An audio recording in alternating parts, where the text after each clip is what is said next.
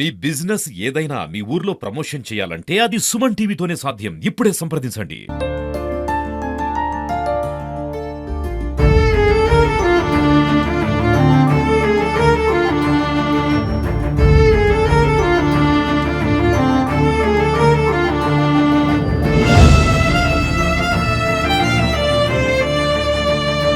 పెళ్లి చేసుకున్న తర్వాత మా పెళ్లికి ముందు మా అన్నయ్య మీరు ఎట్లా పెళ్లి చేసుకుంటారో చూస్తా నేను, మీరు ఎట్లా ఉంటారో చూస్తా నేను, సూర్యాపేటలో ఉండనిస్తానా నేను. సూర్యాపేటలో సంచలనం లేపిన కృష్ణ అలియాస్ బంటి హత్య కేసులో దాదాపు పరువు హత్యగానే పోలీసులు అయితే అంచనాకు వచ్చిన పరిస్థితి ఉంది. దీంతో ఏదైతే కృష్ణ మామగారు ఉన్నారో వాళ్ళ కుటుంబ సభ్యులే హత్య చేశారని కూడా పోలీసులు అయితే దాదాపు అంచనాకు వచ్చిన నేపథ్యంలో కూడా పూర్తి స్థాయిలో ఇక్కడ ఆసుపత్రిలో మాత్రం ఒక విషాదకరమైన వాతావరణం అయితే ఉంది. అయితే కృష్ణ అసలు ఎప్పుడు వెళ్ళాడు, ఏం సంగతి, ఆమెకు ఒకవైపు భార్గవికి కూడా మాల అయితే కృష్ణ సామాజిక వర్గం మాల సామాజిక వర్గం దానికి సంబంధించిన మాల సామాజిక వర్గం నాయకులు, మహిళా నాయకులు కూడా అందరూ కూడా వచ్చి ఆమెకు తమ ప్రగాఢ సంతాపం మీద చెప్తూ పరిస్థితి, ఆమెకు ధైర్యం కూడా చెబుతూ ఉన్న పరిస్థితి కనపడుతుంది. చెప్పమ్మా, అసలు మీ కుటుంబ సభ్యులనే ఒక హత్య చేసింది మీ భర్తను ఒక అంచనా అయితే వస్తుంది, దాదాపు అదే నిజమవుతుంది.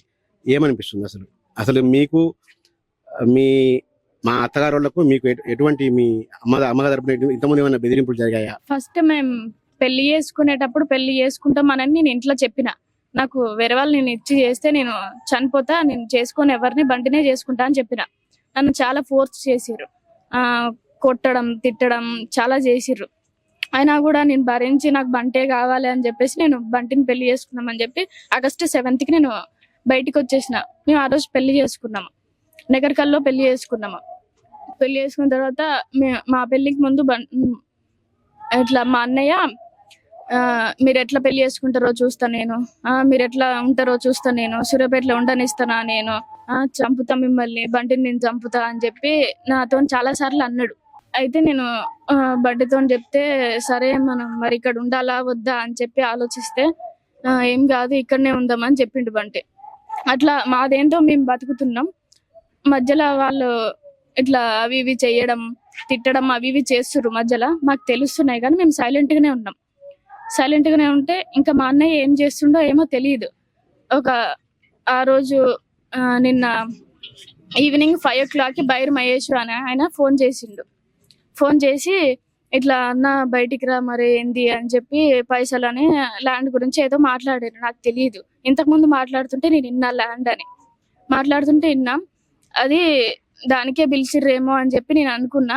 నేను అప్పుడు కాల్ మాట్లాడేటప్పుడు ఆయన ఫోన్ చేస్తే నేను బంటికి ఇచ్చిన, ఫోన్ చేస్తుర్రు అని చెప్పి ఇస్తే మాట్లాడిండు. ఫస్ట్ టైం ఆల్రెడీ ఓకే కూర్చున్నాడు. కూర్చోగానే మళ్ళీ నేను ఫోన్ మాట్లాడుతుంటే మళ్ళీ ఒక 3 times ఫోన్ చేస్తే మళ్ళీ ఫోన్ చేసిండు అని చెప్పి ఇస్తే మళ్ళీ ఆ ఫోన్ మాట్లాడి నాకేం చెప్పలేదు, ఇంకా బయటికి వెళ్ళిపోయిండు. నేను బయటికి వెళ్తుండు అని నేను అనుకోలేదు. నేను ఫోన్ మాట్లాడుతున్నప్పటికీ నా ఫ్రెండ్స్ తోనే మాట్లాడుతుంటే నాకేం చెప్పలేదు. ఇక నార్మల్ గా బయట ఉంటాడేమో అని చెప్పి నేను అనుకున్నా, ఇంటి బయట ఉంటాడేమో అనుకున్నా. ఎప్పుడైనా చెప్పిపోతాడు నాకు ఖచ్చితంగా, చెప్పండి నేను బయటికి వెళ్ళాడు. కానీ ఆ రోజు ఏందో మరి కంగారుగా బయటికి వెళ్ళిండు, తెలియదు. ఫోన్ ఎప్పుడైనా మీకు ఇచ్చిపోతాడా? ఫోన్ తీసుకెళ్తాడు కదా మామూలుగా, అయితే ఇప్పుడు ఎందుకు ఇంట్లో పెట్టి వెళ్ళిండు? అప్పుడప్పుడు నాకు ఇచ్చిపోతాడు, నాకు ఫోన్ లేదు, నేను ఒక్కదాన్నే ఉంటా మళ్ళీ లేట్ అవుతుంది అని చెప్పి అప్పుడప్పుడు ఫోన్ ఇస్తాడు. ఎక్కువ శాతం ఆయన దగ్గరనే ఉంటది. నేను ఆ రోజు ఫోన్ మాట్లాడుతున్నా, ఇంకా సర్లే అని చెప్పి ఎమ్మటే వస్తా అనుకొని పోయిండే ఏమో మరి తెలియదు. అటే ఇంకా 5కి వెళ్ళిపోయిండు, ఇంకా రాలేదు. ఇంకా ఆయన దగ్గరికి వెళ్ళిండేమో మాట్లాడుతురేమో అని చెప్పి నేను అనుకున్నా. అయితే 11 o'clock అట్లా నేను ఫోన్ చేసిన ఆయనకి. ఫోన్ చేస్తే లిఫ్ట్ చేయలేడు. అందుకంటే ముందు నాకు 2 సార్లు ఫోన్ చేస్తే నేను నా ఫ్రెండ్తో మాట్లాడుతున్నా, అందుకని ఆయన ఇక నేను లిఫ్ట్ చేయలేదు, ఆయనతో మాట్లాడలేదు. అన్నోన్ నెంబర్స్ నేను ఎత్తను ఆ బంటి ఫోన్లో, నేను మాట్లాడను ఎవరితోనే. అయితే ఇక మళ్ళీ ఇంకా ఏంది ఇంత టైం అవుతుంది అని చెప్పి ఇంకా వస్తలేడు అని చెప్పి నేను ఫోన్ చేస్తే ఆయన ఎత్తలేదు. మా వదినకి ఫోన్ చేసిన, ఒక 3 o'clock అవుతుంది. అప్పటికి 3 o'clock అవుతుంటే వదినకి ఫోన్ చేసి ఇట్లా పోయిండు వదిన, ఇంకా రాలేదు అని చెప్పి నేనంటే మరి ఎవరైనా ఉన్నారా ఏంది ఎవరితో పోయిందంటే ఇట్లా నెంబర్ ఉంది అని చెప్పి ఇచ్చిన వదినకి. ఫోన్ చేయాలంటే స్విచ్ ఆఫ్ వచ్చింది అప్పటికి ఆయనది, బైరు మహేష్ ఆయనది. స్విచ్ ఆఫ్ వస్తే మళ్ళీ నేను చేసిన, అయినా స్విచ్ ఆఫ్ వచ్చింది. మళ్ళీ 5 o'clock చేసిన, 6 o'clock చేసిన, అట్లా చాలా సార్లు చేసినా కూడా స్విచ్ ఆఫే వస్తుంది. అయితే నీకు ఎవరు చెప్పారు చనిపోయిన విషయము? మార్నింగ్ నాకు పోలీసులు కాల్ కాల్ చేసి ఇట్లా బంటి ఉన్నాడా అని చెప్పి అడిగితే లేడు, మరి నైట్ వెళ్ళిండు బయటికి, ఏం షర్ట్ వేసుకుండు, జుట్టు కటింగ్ ఎట్లా చేసుకుండు అని చెప్పి, బైక్ ఉందా అని చెప్పి అన్ని అడిగిర్రు. అయితే నేను అన్ని చెప్పిన. సరే అని చెప్పి అన్నారు. సార్ ఏమైంది సార్ అని అడిగితే నేను చెప్పలే. వాళ్ళు చెప్పకపోతే మళ్ళీ అడిగిన నేను. మళ్ళీ కాల్ చేసామమ్మా అని చెప్పిర్రు. వాళ్ళు కట్ చేసిండ్రు. నెక్స్ట్ ఎమ్మటే నాకు విజయన్న కాల్ చేసిండు. విజయన్న కాల్ చేస్తే ఇంకా అన్న ఈడ కట్ట మీద ఉండరంటారా రారా అని అంటే సరే అని చెప్పి మాకు ఇంకా నేను ఫుల్ ఏడుస్తుంది. అప్పటికి ఫుల్ ఏడుస్తున్నా. ఇంకా అక్కడికి పోదాం అనేసరికి ఏడా అని మాకు తెలియదు ఏందో. మేము అన్ని పోదామని చెప్పి ఆటో దగ్గరికి వెళ్ళినాం. మేము వెళ్తుంటే మళ్ళీ రిటర్న్ ఇక్కడికి హాస్పిటల్ దగ్గర తీసుకొచ్చారు అని చెప్పి మేము రిటర్న్ ఇక్కడికి వచ్చేసినాం. ఇంకా నువ్వు ప్రాణం కంటే ఎక్కువ ప్రేమించిన భర్త చనిపోయాడు, మీ ఫ్యామిలీ దూరమైంది, నెక్స్ట్ ఏం చేయబోతున్నావు అమ్మా? నా బంటిని చంపినందుకు ఖచ్చితంగా నేను పోరాటం చేస్తా. నాలాగా వేరే అమ్మాయికి జరగకూడదు. ఇలా అందరు అమ్మాయిలకి జరుగుతుంది. ఇట్లా జరిగితే ఇప్పుడు నాకు ఏజ్ ఉంది కాబట్టి నేను చేసుకుంటా, అది నా ఇష్టం. వాళ్ళు చెప్పింది చేసుకోవాలంటే నేను చేసుకోను కదా, అంటే నాకు నచ్చాలి కదా ఫస్ట్. అందుకే అమ్మాయిలకి కొంచెం రక్షణ కలిగించాలి అని చెప్పి నేను అనుకుంటున్నా. మీ అమ్మ ఏమంటుందంటే, మీ అమ్మతో మాట్లాడినాము, మీ అమ్మ ఏమంటుందంటే ఆల్రెడీ ఎంగేజ్మెంట్ అయింది, ఇటువంటి బాధ ఏ తల్లిదండ్రులకు ఆడపిల్లలు కలిగించవద్దు, మా బిడ్డ చాలా కష్టపెట్టింది అంటుంది. దానికి ఏం సమాధానం? నాకు ఎంగేజ్మెంట్ ఏం కాలేదు, అవుతుంది అని అంటేనే నేను బయటకు వెళ్ళా. ఎంగేజ్మెంట్ అయితే నేను ఎందుకు బయటకు వస్తాను?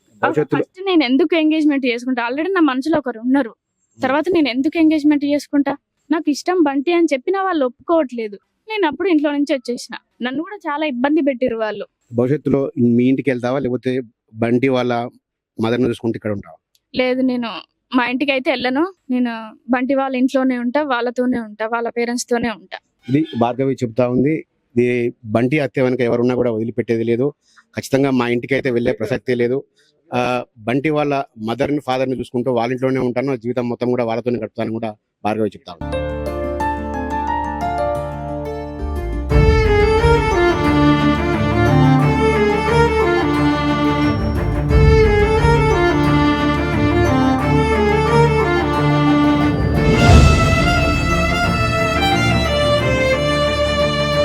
పెళ్లి చేసుకున్న తర్వాత మా పెళ్లికి ముందు మా అన్నయ్య మీరు ఎట్లా పెళ్లి చేసుకుంటారో చూస్తా నేను, మీరు ఎట్లా ఉంటారో చూస్తా నేను, సూర్యాపేటలో ఉండనిస్తానా నేను,